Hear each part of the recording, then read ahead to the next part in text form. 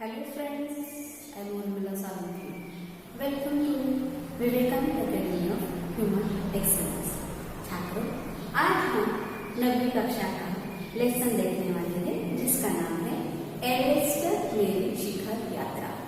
Lesson का नाम है एवरेस्ट मेरी शिखर यात्रा और इसकी लेखिका है बचेंद्री पाल। इसकी लेखिका है बचेंद्री पाल।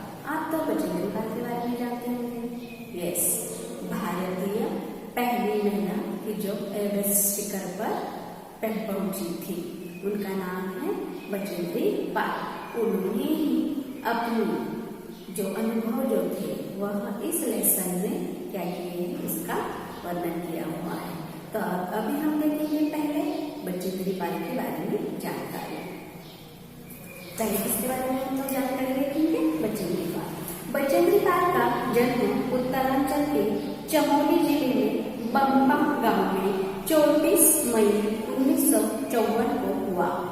देखो, बचेंद्री पाल का जन्म उत्तरांचल के चमोली जिले में बम्बा गांव में 24 मई 1954 को हुआ। बचेंद्री अपनी मां हंसाई देवी ने ही और पिता किशन सिंह पाल की तीसरी संतान थी। पिता पढ़ाई का खर्च उठाने में असमर्थ थे, अतः बचेंद्री को 8वीं से आगे की पढ़ाई का खर्च सिलाई कढ़ाई करके जुटाना पड़ा। 10वीं पास करने के बाद बचेंद्री के प्रिंसिपल ने उनके पिता को उनकी आगे की पढ़ाई के लिए सहमत किया। बचेंद्री ने ऐसी विषम परिस्थितियों के बावजूद संस्कृत से एमए और फिर बीएड की शिक्षा हासिल की। लक्ष्य के प्रति इसी समर्पण भाव में इन्हें एवरेस्ट पर विजय पाने वाली पहली भारतीय पर्वतारोही होने का गौरव दिलाया। बचेंद्री को पहाड़ों पर चढ़ने का चाव बचपन से ही था। जब इनका बड़ा भाई इन्हें पहाड़ पर चढ़ने से रोकता था और इनसे 6 साल छोटे भाई को पहाड़ पर चढ़ने के लिए उकसाता था, तब बचेंद्री को बहुत बुरा लगता था। वो सोचती थी कि भाई यह क्यों नहीं समझते कि जो काम छोटा भाई कर सकता है वह उसकी यह बहन क्यों नहीं कर सकती। लोग लड़कियों को इतना कोमल नाजुक क्यों समझते हैं। बहरहाल पहाड़ों पर चढ़ने की उनकी इच्छा बचपन में भी पूरी होती रही।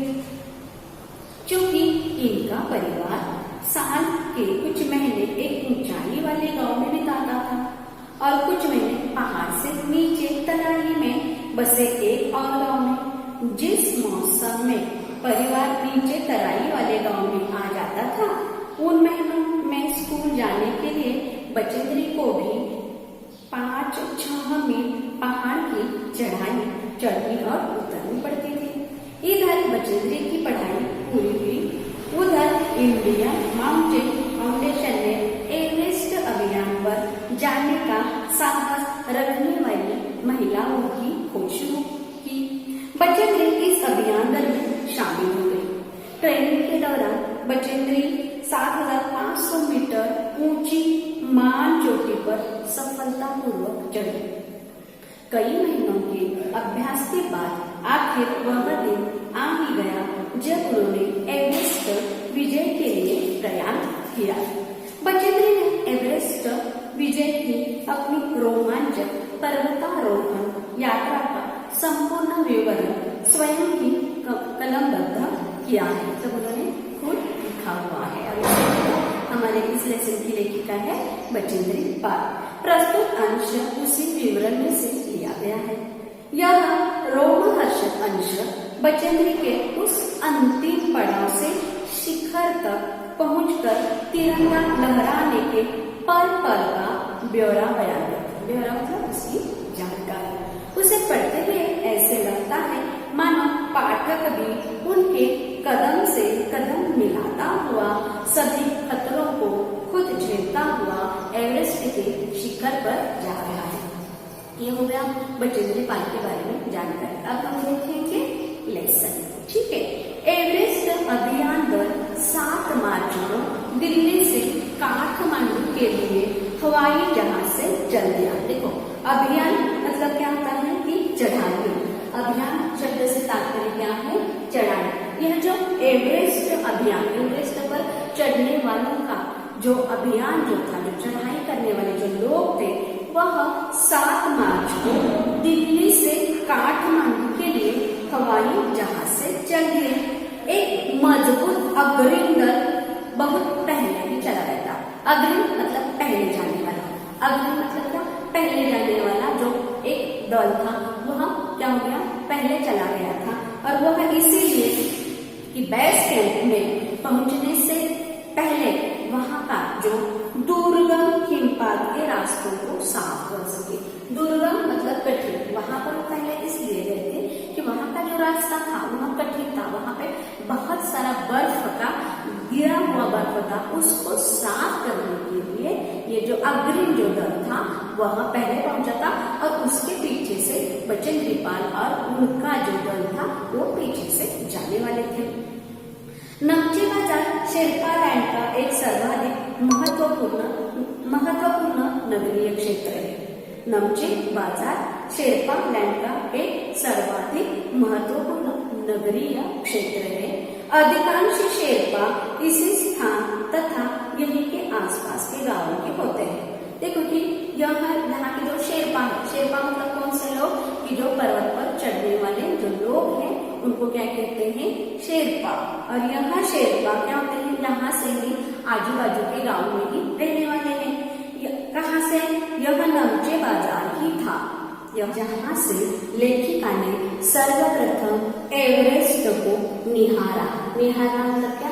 देखना। निहारना मतलब क्या? देखना। जो नेपालियों में सागर माथा के नाम से प्रसिद्ध है। देखो कि जो एवरेस्ट जो है, जो नेपाली लोग हैं वहां पर रहने वाले, वो क्या कहते हैं इसको? सागर माथा। और यह सागर माथा नाम लेखिका को बहुत अच्छा लगा। एवरेस्ट की तरफ गौर से देखते हुए लेखिका ने देखा कि एक बहुत बड़ा भारी फूल जो था वो बर्फ का बना हुआ था और वह पर्वत के ऊपर एक क्या ध्वज के जैसे लहराते हुए दिखाया गया था। उन्हें बताया गया था कि यह दृश्य शिखर की ऊपरी सतह मतलब ऊपरी जगह, शिखर की ऊपरी सतह के आसपास 150 किलोमीटर अथवा इससे भी अधिक की गति से हवा चलने के कारण बनता था। यह जो ध्वज के जैसे दिखने वाला बर्फ का जो फूल है वह हवा के चलने की वजह से बनता था, क्योंकि वहां पर जो तेज हवा होती है, सूखा जो बर्फ होता है वह बर्फ क्या होता था? पर्वत के ऊपर पड़ता था और इसी की वजह से बर्फ क्या होता था? एक दूसरे के ऊपर जम जाता था और वह दिखने में लेखिका को एक ध्वज के जैसे लगा। बर्फ का यह ध्वज 10 किलोमीटर या इससे भी लंबा हो सकता था। मतलब जैसा बर्फ जितना गिरेगा उतने हिसाब से वह लंबा हो जाता था। शिखर पर हर व्यक्ति को जाने से पहले दक्षिणी और पूर्वी जो पहाड़ है वहां पर जो तूफान होता था उन तूफानों को झेलना पड़ता था और उसके बाद ही उनको आगे जाने के लिए रास्ता सही होता था। विशेषकर जब खराब मौसम होता था तब बहुत ही मुश्किलें आ जाती थी। लेखिका को इसकी जानकारी पहले से दी हुई थी, इसीलिए उनके मन में डर आ गया और उन्हें ऐसा डर लगने लगा कि आगे क्या हो जाएगा। लेकिन फिर भी डर तो था, लेकिन फिर भी उन्होंने इन चुनौतियों का सामना करने का जो जज्बा उनके मन के अंदर था वह इन चुनौतियों का सामना करना चाहती थी। इसीलिए उन्होंने अपना जो लक्ष्य था उस लक्ष्य को पहुंचने के लिए जो भी संकट आएंगे उन संकटों का मुकाबला करने की ठान ली थी। जब 26 मार्च को लेखिका पेरिस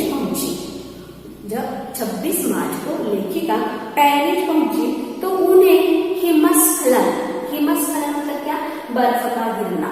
हिमस्खलन मतलब क्या? बर्फ का गिरना। और वहां पे क्या हो जाते हैं? बड़े बड़े गड्ढे पड़ जाते हैं। हिमस्खलन के कारण हुई एक शेरपा कुली की मृत्यु का दुखद समाचार मिला। देखो एंट्री ही की और उन्हें एक शेरपा जो कुली था, शेरपा मतलब पर्वत पर चढ़ने वाला आरोही जो लोग थे वो शेरपा थे, और उनकी उस वहां से एक कुली की मृत्यु का समाचार लेखिका को मिला। लेकिन फिर भी उन्होंने अपना धैर्य नहीं छोड़ा। खम्बू हिमपात पर जाने वाले अभियान दल के रास्ते की बाई तरफ सीधी पहाड़ी के धसकने से लोहचे की ओर से बहुत बड़ी बर्फ की चट्टान नीचे खिसक आई थी, और उसी की वजह से 16 शेरपा कुलियों के दल में से एक की मृत्यु हो गई और 4 घायल हो गए थे। हिमस्खलन जब होता है तब क्या होते हैं? उसके अंदर, बर्फ के अंदर लोग क्या होते हैं? धंसते हैं, अंदर चले जाते हैं, और उसकी वजह से उनकी क्या होती है? मौत होती है। जब यह समाचार लेखिका और उनके दल को जब मिल गया तब सभी के चेहरों के ऊपर क्या गया? अवसाद। सभी के चेहरों के ऊपर क्या गया? अवसाद, यानी क्या? उदासी छाई। और उनके जो नेता जो थे, जिनका नाम था कर्नल खुल्लर ने स्पष्ट किया कि अगर हमें इस प्रकार का जो महान अभियान जो हम कर रहे हैं उनमें खतरों को या कभी कभी मृत्यु को भी हमें सहज भाव से स्वीकार करना पड़ता है, क्योंकि इतने जो कुली जो थे उनकी मौत के समाचार मिले तब उनके जो नेता कर्नल खुल्लर थे उन्होंने कहा कि अगर हमें इतने बड़े महान अभियान को आगे बढ़ाना है तो खतरों से तो हमें खेलना ही पड़ेगा। साथ ही में अगर हमें मृत्यु भी आती है तो उसे हमें सहज भाव से इसको स्वीकार करना पड़ेगा। उपनेता जो प्रेमचंद जो थे वह उनके अग्रिम दल का नेतृत्व करते। अग्रिम दल जो सबसे पहले वहां पर पहुंचा था उनका नेतृत्व कौन कर रहे थे? उपनेता प्रेमचंद जी। 26 मार्च को पेरिस वो लौट आए। उन्होंने लेखिका और उनके दल की जो सबसे पहली बड़ी बाधा जो थी, बाधा मतलब अड़चन, संकट जो था कि हिमपात मतलब क्या? बर्फ का गिरना। जो ये जो हिमपात था उस स्थिति से उनको अवगत कराया। अवगत करना मतलब क्या होता है? उसके बारे में उन्होंने जानकारी दी। उन्होंने कहा कि उनके दल ने कैंप 1 जो हिमपात के ठीक ऊपर है वहां तक का रास्ता साफ कर दिया है। उनका काम भी यही था जो अग्रिम दल गया था कि आगे जाकर हिमपात जहां पर गिरा हुआ है उस रास्ते को साफ करना है। उन्होंने बताया कि अभी हम लोगों ने तो रास्ता साफ किया है, अभी आपको क्या करना है?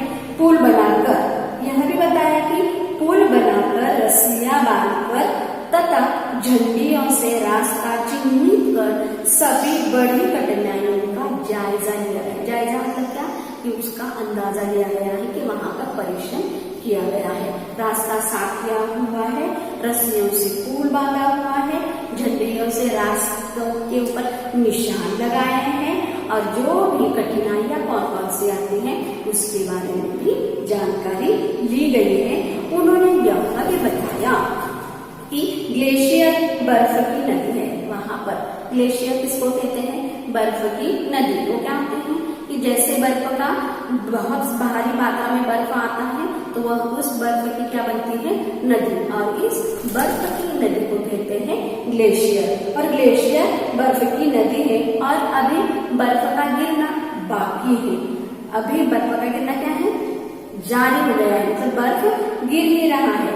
और होता क्या है कि इस ग्लेशियर में हिमपात में अनियमितता और अनिश्चितता के बदलाव के कारण अभी तक किए गए, क्योंकि कब बर्फ कितना गिर सकता है पता नहीं चलता है, और अगर हम लोगों ने जो पहले से जब तैयारी करके रखी हुई होती है वह उसमें भी अड़चन आ सकती है, क्योंकि उसके हिसाब से ही बर्फ के हिसाब से फिर से हमें रास्ते बनाने पड़ते हैं, रास्ता दोबारा से खोलना पड़ सकता है। लेखिका बेस कैंप पहुंचने से पहले ही उन्हें और एक मृत्यु की खबर मिली। वो मृत्यु क्यों हो गई थी? जलवायु अनुकूल न होने के कारण एक रसोई साथियों की मृत्यु हो गई। जलवायु मतलब ऑक्सीजन, वहां पर जो वातावरण जो था वह ठीक तरह से न होने के कारण वहां पर जो खाना बनाने वाला जो रसोई जो था उसकी मृत्यु हो गई। और यहाँ एक के बाद इस प्रकार से जो मौत की जो खबरें लेखिका के सामने जो वो सुन रही थी उसे देखकर उन्हें ऐसे लगा कि अरे ये तो बहुत ही मुश्किल का समय है, मुश्किल की घड़ी है। एवरेस्ट के शिखर को लेखिका ने इससे पहले 2 बार देखा था, लेकिन एक दूरी से। लेखिका ने एवरेस्ट के शिखर को इससे पहले 2 बार देखा था, लेकिन एक दूरी से बेस कैंप पहुंचने पर दूसरे दिन एवरेस्ट पर्वत तथा इनकी अन्य श्रेणियों को देखा। श्रेणियां मतलब कि उसके बाजू में जो छोटे छोटे पहाड़ होते हैं उनको उन्होंने देखा। लेखिका भौचक्की होकर खड़ी हो गई। भौचक्की मतलब हैरान, भौचक्की मतलब क्या? हैरान। ग्लेशियर बर्फ की नदी। भौचक्की लेखिका ने जब उन श्रेणियों को देखा, एवरेस्ट को निहारते हुए देखा, तब वह बहुत हैरान हो गई। एवरेस्ट लोहत से और लुट से, ये क्या है? वहां के जगहों के नाम के ऊंचाइयों से घिरी बर्फीली टेढ़ी मेढ़ी नदी को निहारती रही। ग्लेशियर नदी बर्फ की ही, वहां पर क्या होती है? टेढ़ी मेढ़ी नदी होती है। जिस प्रकार से बर्फ जितना जहाँ पर गिरेगा उस हिसाब से वो हर रोज क्या करती है? अपना जो फ्लो है, प्रवाह है, वो क्या करती रहती है? बदलती रहती है। हिमपात अपने आप में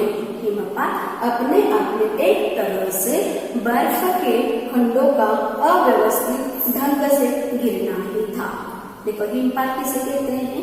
कि बर्फ का अव्यवस्थित ढंग से गिरना का मतलब होता है हिमपात। हिमपात मतलब क्या? बर्फ का गिरना। उन्हें बताया गया था कि इस हिमपात की वजह से जो ग्लेशियर है, उस ग्लेशियर के बहने से अक्सर बर्फ में क्या होती है? हलचल होती है। हलचल होने के बाद क्या होता है?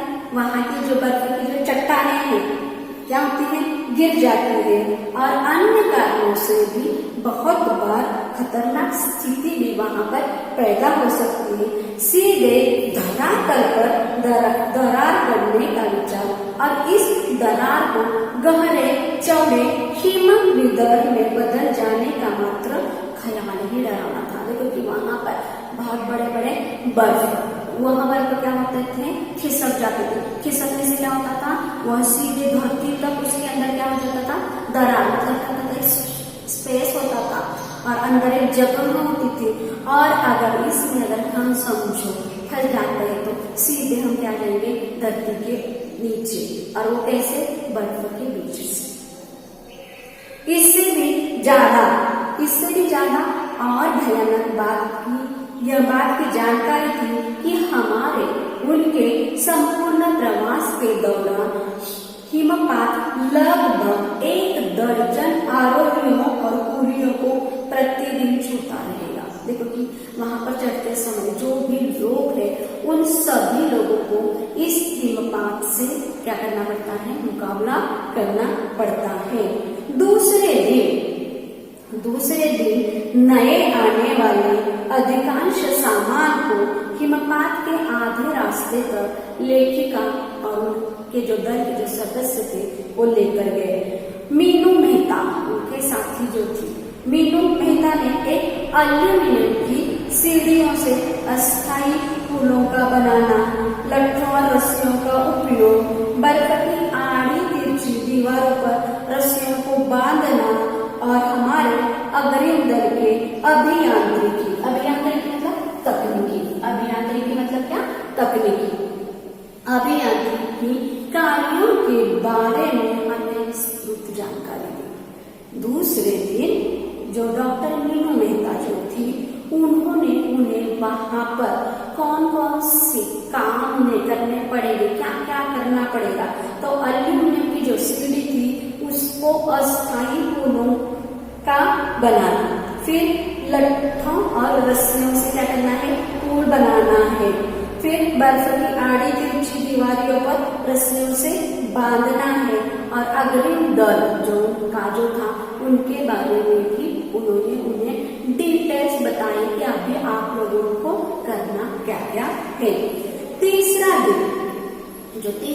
दिन था हिमपात से कैंप 1 तक सामान ढोना मतलब क्या, पीठ पर सामान लाद कर अभ्यास करने के लिए निश्चित किया गया था। रीता गोगू, ये भी उनकी क्या है, एक साथी है। रीता गोगू तथा साथ लेखिका चढ़ रही थी। उनके पास एक वॉकी-टॉकी था, जिससे वो लोग क्या करते थे, हर कदम की जानकारी बेस कैंप पर क्या कर रहे थे, दे रहे थे। कर्नल कुल्लर उस समय खुश हुए जब उनको लेखिका ने अपने पहुंचने की सूचना दी, क्योंकि कैंप पर पहुंचने वाली केवल 2 ये महिलाएं थी, एक थी बचेंद्री पाल और दूसरी थी रीता गोगू।